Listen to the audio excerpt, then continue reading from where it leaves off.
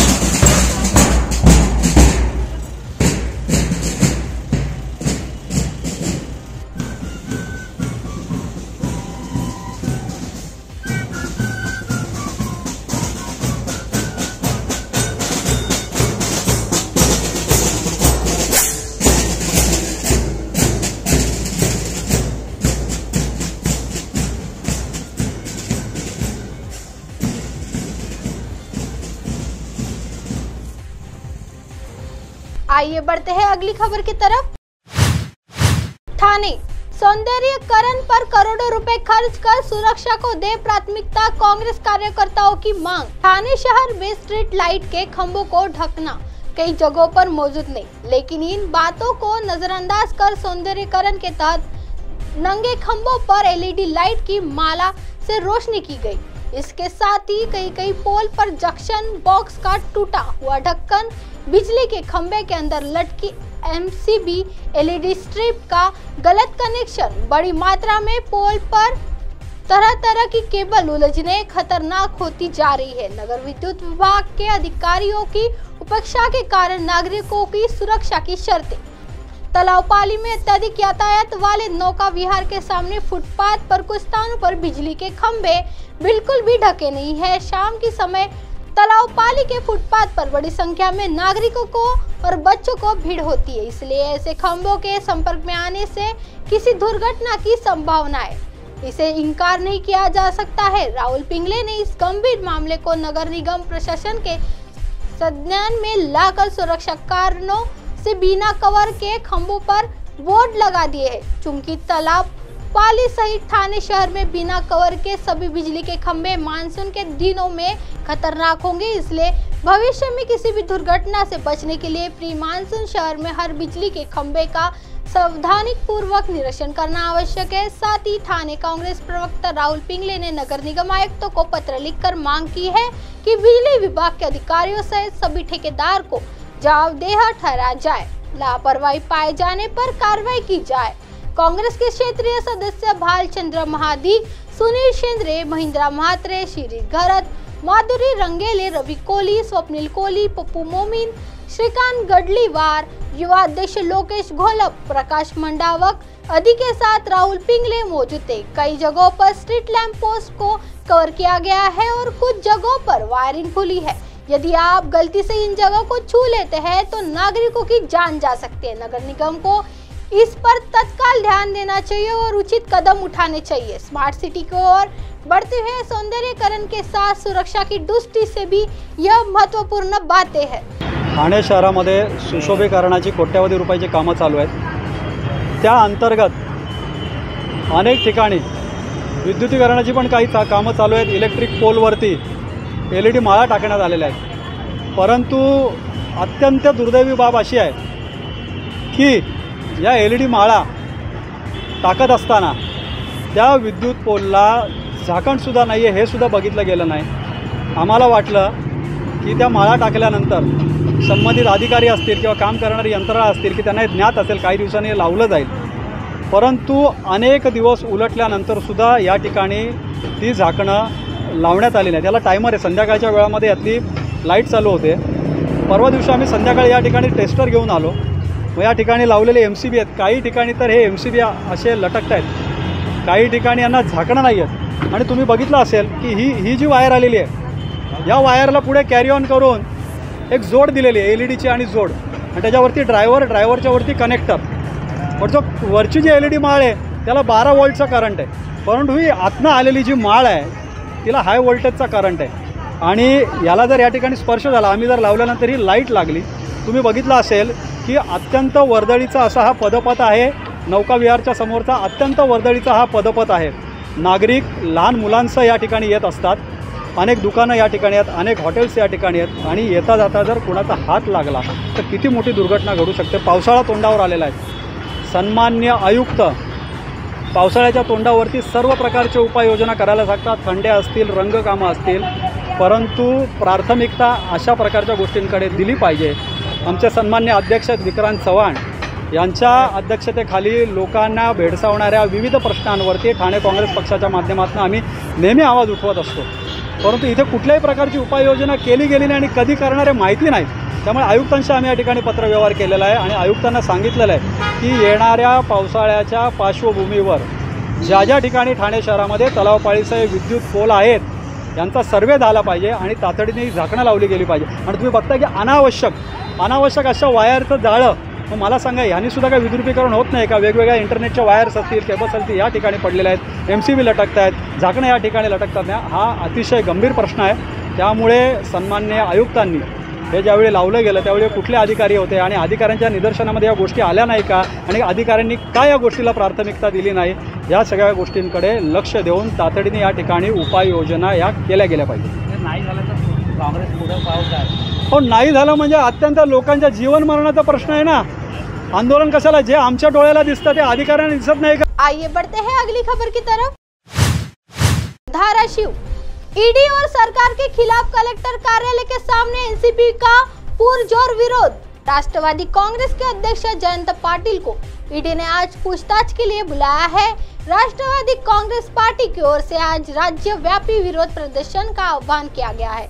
इसमें कहा गया है कि केंद्रीय जांच एजेंसी झूठे मामले दर्ज कर परेशानी खड़ी कर रही है। धाराशिव स्मरणालय के सामने राकपा के पदाधिकारियों ने वॉशिंग मशीन रखी और भाजपा के खिलाफ नारेबाजी की। 50 पेटी मजले बोके के नारे लगाते हुए इस आंदोलन को अंजाम दिया गया।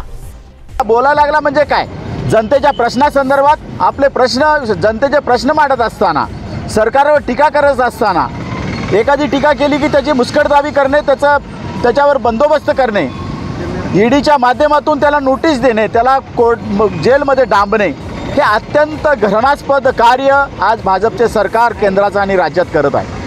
आज जयंत पाटील सारखा एक सज्जन माणूस, सज्जन व्यक्ती, सज्जन नेते यांच्यावर सुद्धा ईडीची नोटीस पाठवली, नवाब मलिक सारख्यांना जेलमध्ये पाठवलं, अनिल देशमुखांना जेलमध्ये पाठवलं, छगन भुजबळांना जेलमध्ये पाठवलं, असे कितीतरी उदाहरणं आपल्यापुढं आहेत। संजय राऊतांना नोटीस दिली, जेलमध्ये पाठवलं, किशोरी पेडणेकर आमच्या महाविकास आघाडीच्या घटक होत्या, त्या बोलत होत्या, त्यांना ईडीची नोटीस पाठवून गप्प बसवलं।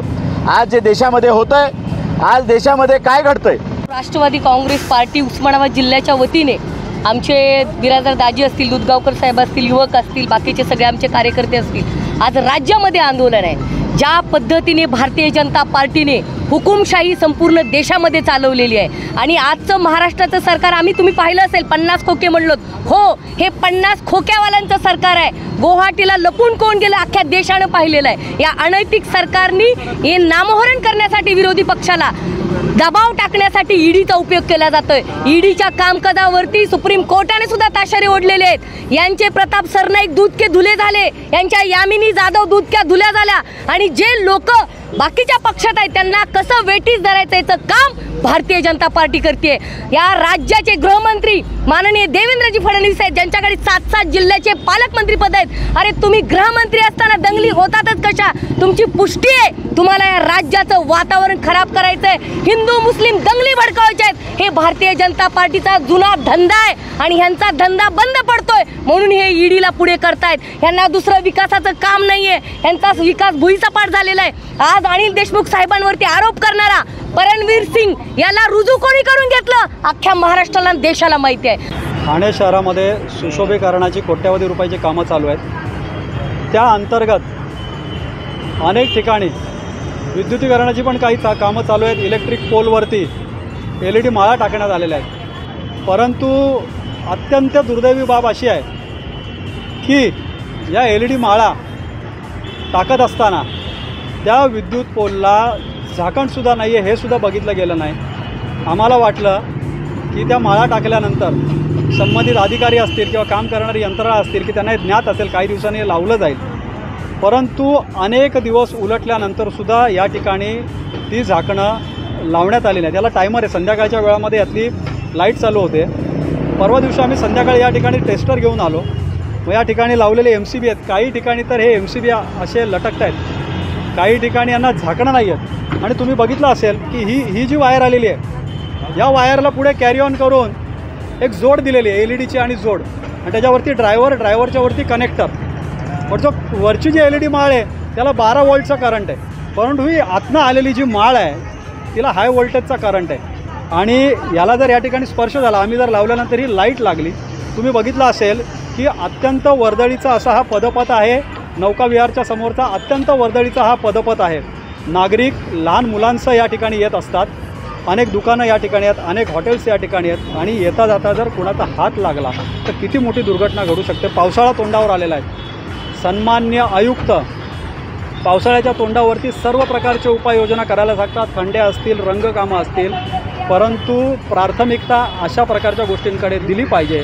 आमचे सन्मान्य अध्यक्ष विक्रांत चव्हाण यांच्या अध्यक्षतेखाली लोकांना भेडसावणाऱ्या विविध प्रश्नांवरती ठाणे काँग्रेस पक्षाच्या माध्यमातून आम्ही नेहमी आवाज उठवत असतो। परंतु काँग्रेसच्या वतीनं महाराष्ट्राचे प्रदेशाध्यक्ष जयंत पाटील साहेब यांना दिलेल्या नोटिसीच्या विरोधात आज आम्ही या ठिकाणी निषेध आंदोलन करत आहोत आणि सरकारला या निमित्तानं इशारा देत आहोत की जर तुम्ही या पुढच्या काळामध्ये जयंत पाटील आणि आमच्या सगळ्या नेत्याला असाच जर त्रास दिला तर या महाराष्ट्रातील जनता रस्त्यावर मंत्र्यांना फिरू देणार नाही, एवढंच या प्रसंगी।